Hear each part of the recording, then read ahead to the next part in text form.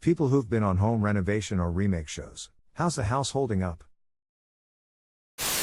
Plumbing and remodeling company I work for did plumbing for an HGTV show about 10 years ago. We did the hookups for the new laundry room. The homeowners picked some fancy Moroccan tile for the floors at some upscale NYC boutique, and the host of the show decided it would look better without one about as well as you'd expect. Filming wrapped, and we were called back out a few weeks later to replace the fancy tile that immediately chipped and became dangerous with some boring tile.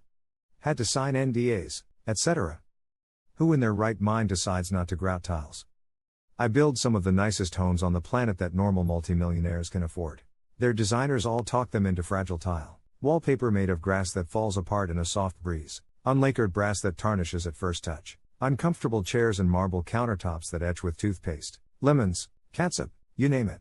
No grout is also a common idea because they don't care that grout is structural and also makes up for tiny imperfections in the materials and substrate, and yes, they are almost all imperfect. Another one picking up steam is painting things high gloss that should not be because they are imperfect surfaces, and high gloss shows everything and cannot be touched up. They will blame the drywaller if it doesn't look like an auto body finish, even after you tell them it won't. Every client, every single one, says they want a low maintenance house. Only the mid-tier designers will give clients what they ask for. The builder, not the designer, gets called back to fix these mistakes. And designers often bring builders their work. So I am relatively unique in that I routinely shoot myself in the foot and tell clients up front that a material does not meet their request for low maintenance, and I also tell designers when I am headed back to fix their selections. Builders who are perceived as alarmist are not appreciated. You are better off proceeding with bad selections, taking a browbeating when they fail and it's somehow your fault, and then trying to fix the problem 3 times before the homeowner changes the selection entirely. It's the industry standard. My sister's master bedroom got a makeover on a Surprise Your Spouse show. The designer was going for an Arabian Nights romantic vibe, but it ended up pretty weird looking with all the closets hidden behind yards of draped fabric. They took it all down and painted the room a neutral color within months. They also took the ceiling fan out and replaced it with a giant tree branch wired up with twinkling lights. Not too long afterwards, half the lights went out and it was too hot in the room without the fan. So that got put back as well. On the bright side, it didn't cost them anything and was a fun experience. And they got a couple of new furniture pieces out of it, but in the end they didn't keep any of it the same. My husband always mocked them when they take out the ceiling fan. The designer always scoffs, like who would want this useful item? And when the homeowner says something, their Algea area fan, like that's less ugly. People who like ceiling fans, like ceiling fans. There's really nothing that screams romance quite like a big old box fan tipped back on a chair in the corner and sounding like a plane taking off. It's not a house, but a local place was on bar rescue a few years back. Overhauled the entire interior. I haven't seen the episode of the actual show, but the bar has softball fields in it. I went up and played softball during one of their test runs. They renamed the place Boulder Lodge. About 9 months later they went back to the old name but kept most of the interior designs and food/menu. It's still running and largely seems better than it was before the rescue. I used to go to a place that was on bar rescue years ago. All they did was remodel the main bar area, change the menu, and pop a new sign/awning on the front of the strip mall. The patio still had the same speepty tables and chairs, and the kitchen remained exactly the same as before. 2/3 of the co-owners sold their shares to the third guy like a month later after some kid died crossing the street in front of the bar. They would show UFC there and have like 200 people inside, but the parking lot only held like 30 cars, so people would park on the other side of a busy 6-lane street, 3 lanes each way, 55 miles per hour speed limit. The guy was running across the street drunk to his friend's car at 2 a.m. I mean, did they really have to change much else if they were still getting a 200 clientele? More parking, apparently. My family was on a home renovation show when I was a kid, in the late 90s, early 2000s. I think it was Changing Rooms or possibly another show by the same cast and producers. It was one of those shows where they do 3 rooms in the house and mine was one of the rooms they decorated. It looked so pretty. They decorated it to look like a fairy woodland with huge tree murals on the walls and a night sky of stars hanging from the ceiling. But it held up really badly. All the murals on the wall peeled off and it looked bad pretty quickly. I had fun shooting the show though, and it was a cool story to tell my friends at school. But did your teapot collection survive? I think about this all the time and still feel awful. Friends were on a show a few years ago.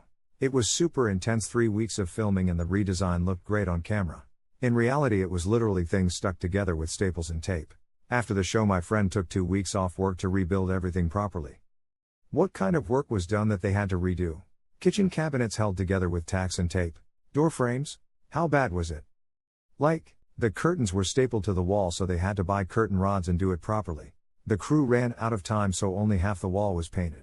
The other half was off camera. The designer wanted square chairs that could be used as tables, but in reality they were empty cardboard boxes wrapped in fabric. My friend liked the idea, so asked a real carpenter to make real ones. Did the studio pay for the rebuild?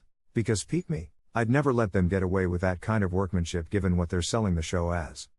My friends received a little cash from the show, but I think they spent that and more to fix it. They loved the redesign, so for them it was a fun experience and they got a nicely designed condo out of it. As long as they don't ruin anything, doesn't seem that bad.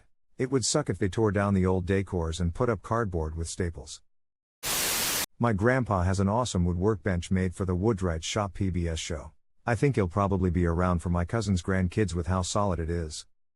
I feel like that's different since they did that explicitly to show in detail high-end woodworking. Renovation shows just want a dramatic before and after comparison. Remember Extreme Makeover? A show where they build or hugely remake a home for a needy person/owner? They did one here in my town, won't say for privacy, and my brother. A builder was approached to help build a home in the dead of winter. Brothers couldn't help but our friends, the neighbors to the home, volunteered, and the home was completed in 1 week. In heavy rain and cold, they built it. And now the home has any number of problems too. The owner went back on Extreme Makeover to fix everything, and was told, "You got this for free, fix it yourself." Didn't that makeover ended up feeping with the property tax? I think I heard something about a lot of those homes ended up going to foreclosure. Just passed that home last week, and judging how pretty it is, I'm sure their taxes went through the roof.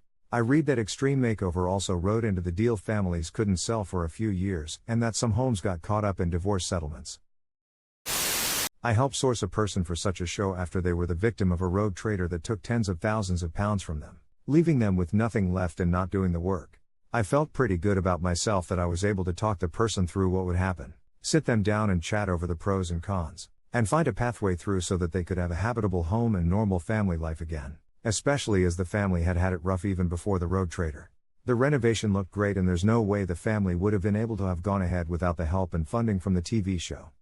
Funny thing is, I got a call from the person about 6 months later, and they said that the TV company had been in touch and sent out another builder who redid much of the work and made it even nicer.